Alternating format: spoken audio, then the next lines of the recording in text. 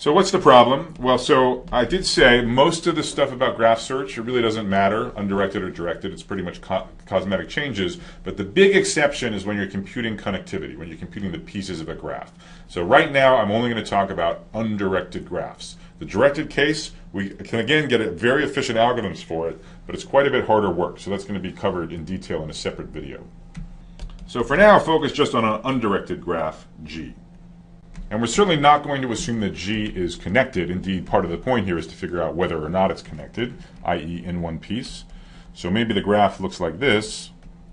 So for example, maybe the graph has 10 vertices and looks like this on the right. And intuitively, especially given that I've drawn it in such a clean way, it's clear that this graph has 3 pieces. And those are the things that we want to call the connected components. But we do want a somewhat more formal definition, something which is actually, in math that we could say is true or false about a given graph. And roughly we define the connected components of an undirected graph as the maximal regions that are connected, in the sense you can get from any vertex in the region from any other vertex in the region using a path. So maximal connected regions in that sense. Now the slick way to do this is using an equivalence relation, and I'm going to do this here in part because it's really the right way to think about the directed graph case, which we'll talk about in some detail later. So for undirected graphs, so this isn't super important, but let me go ahead and state the formal definition just for completeness about what is a connected component. What do I mean by a maximal region that's mutually connected? So a good formal definition is as the equivalence classes of the relation on vertices, which we define by u being related to v if and only if there's a path between u and v in the graph G. So I'll leave it for you to do the simple check that this squiggle is indeed an equivalence relation. Let me remind you what equivalence relations are. This is something you generally learn in your first class on proofs or your first class in discrete math. So it's just something which may or may not be true about pairs of objects. And to be an equivalence relation, you have to satisfy 3 properties. So first you have to be reflexive, meaning everything has to be related to itself. And indeed, in a graph, there is a path from any node to itself, namely the empty path. So also equivalence relations have to be symmetric, meaning if u and v are related, then v and u are related. Because this is an undirected graph, it's clear that this is symmetric. If there's a path from u to v in the graph, there's also a path from v to u, so no problem there. Finally, equivalence classes got to be transitive. So that means if u and v are related and so are v and w, then so are u and w. That is, if u and v have a path, v and w have a path, then so does u and w. And you can prove transitivity just by pasting the 2 paths together. And so the upshot is when you want to say something like the maximal subset of something where everything is the same, the right way to make that mathematical is using equivalence relations. So over in this blue graph, we want to say 1, 3, 5, 7, and 9 are sort of all the same in the sense that they're mutually connected. And so that's exactly what this relation is making precise. All 5 of those nodes are related to each other, 2 and 4 are related to each other, 6, 8, and 10, all pairs of them are related to each other. So equivalence relations always have equivalence classes, the maximal mutually related stuff. And in this graph context, that's exactly these connected components. It's exactly what you want. So what I want to show you is that you can use a breadth-first search wrapped in an outer for loop over all of the vertices to identify all of the connected components of a graph in time linear in the graph, in over n plus m time. Now you might be wondering, why do you want to do that? Well, there's a lot of reasons. So an obvious one, which is relevant for physical networks, is to check if a network has broken into 2 pieces. So certainly if you're an internet service provider, you want to make sure that from any point in your network, you can reach any other point in the network. And that boils down to just understanding whether the graph that represents your network is a connected graph, that is, if it's in one piece or if it's not in one piece. So obviously you can ask this same question about recreational examples. So if you return to the movie graph, maybe you're wondering, can you get from every single actor in the IMDb database to Kevin Bacon? Or are there actors for which you cannot reach Kevin Bacon via a sequence of edges, a sequence of movies in which 2 actors have both played a role? So that's something that boils down to a connectivity computation.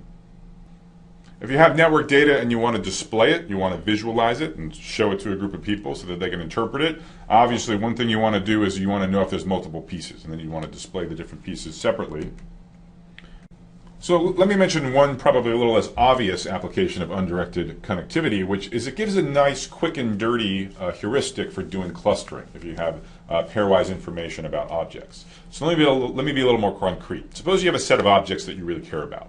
So this could be a set of documents, maybe web pages that you've crawled, something like that. It could be a set of images, either your own or drawn from some database, or it could be, for example, a set of genomes. Suppose further that you have a pairwise function, okay, which for each pair of objects tells you whether they're very much like each other or very much different. And so let's suppose that if two objects are very similar to each other, like they're two web pages that are almost the same, or they're two genomes where you can get from one to the other with a small number of mutations, then they have a low score. Okay, so low numbers close to 0 indicates that the objects are very similar to each other. High numbers, let's say, they could go up to even 1,000 or something, indicate that they're very different objects. Two web pages that have nothing to do with each other, two genomes for totally unrelated parts, or two images that seem to be of, completely different people or even completely different objects.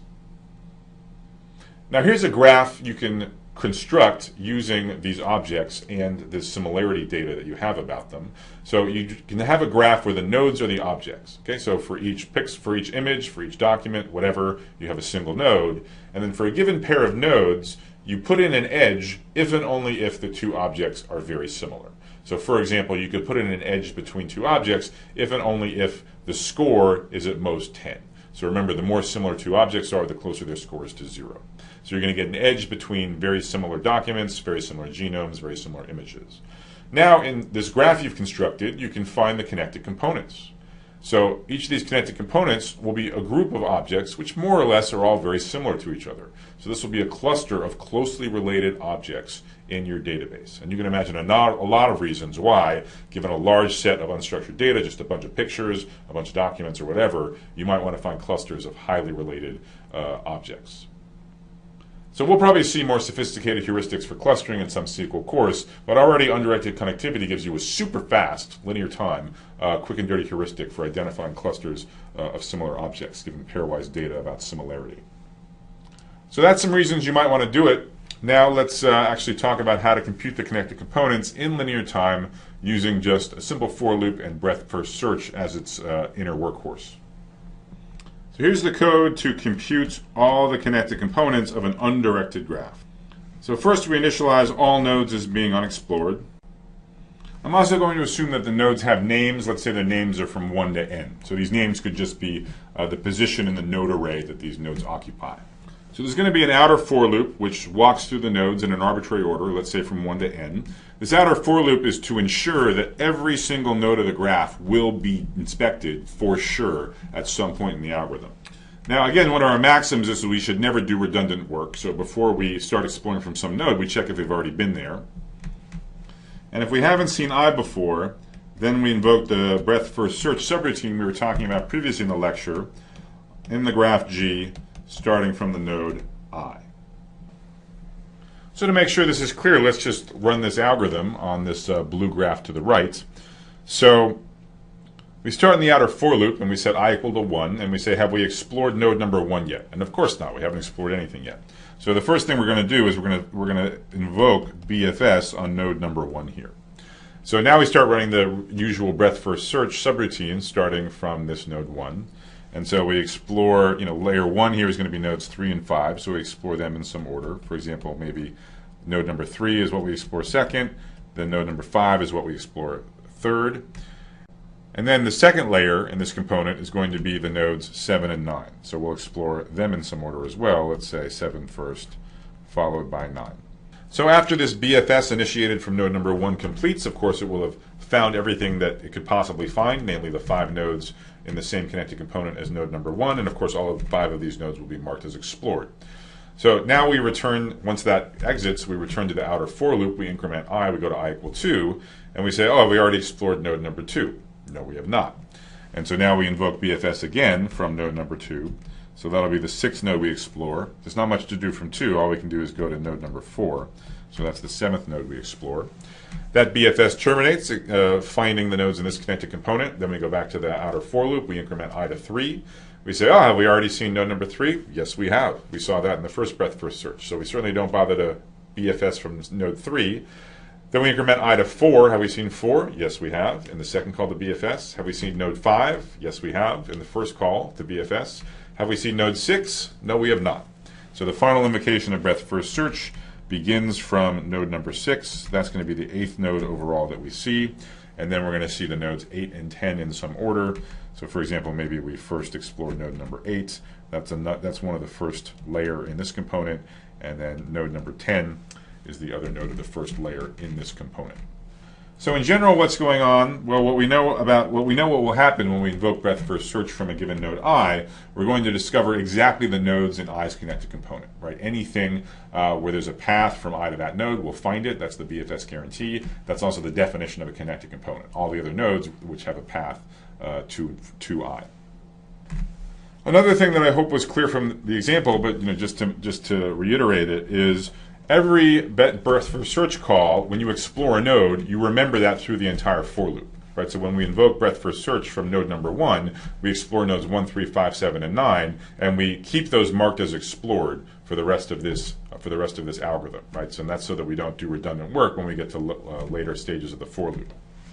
So as far as what does this algorithm accomplish, well, it certainly finds every connected component. Right? There is absolutely no way it can miss a node because this for loop literally walks through the nodes, all of them, one at a time. Okay? So you're not going to miss a node. Moreover, we know that as soon as you hit a connected component for the first time and you do breadth first search from that node, you're going to find the whole thing. That's the breadth first search guarantee. As far as what's the running time, well, it's going to be exactly what we want. It's going to be linear time, which again means proportional to the number of edges plus the number of vertices. And again, depending on the graph, one of these might be bigger than the other. So why is it O of m plus n? Well, as far as the nodes, we have to do this initialization, there where we mark them all as unexplored, so that takes constant time per node. We have just the basic overhead of a for loop, so that's constant time per node. And then we have this check, constant time per node, so that's O of n. And then recall, we proved that within breadth first search, you do amount of work proportional. You do constant time for each node in that connected component. Now, each of the nodes of the graph is in exactly one of the connected components, so you'll do constant time for each node in the BFS in which you discover that node. So that's, again, O of n over all of the connected components.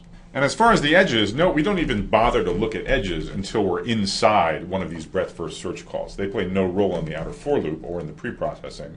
And remember what we proved about an invocation of breadth first search. The running time, you only do constant amount of work per edge in the connected component that you're exploring. In the worst case, you look at an edge once from either endpoint, and each of that triggers a constant amount of work.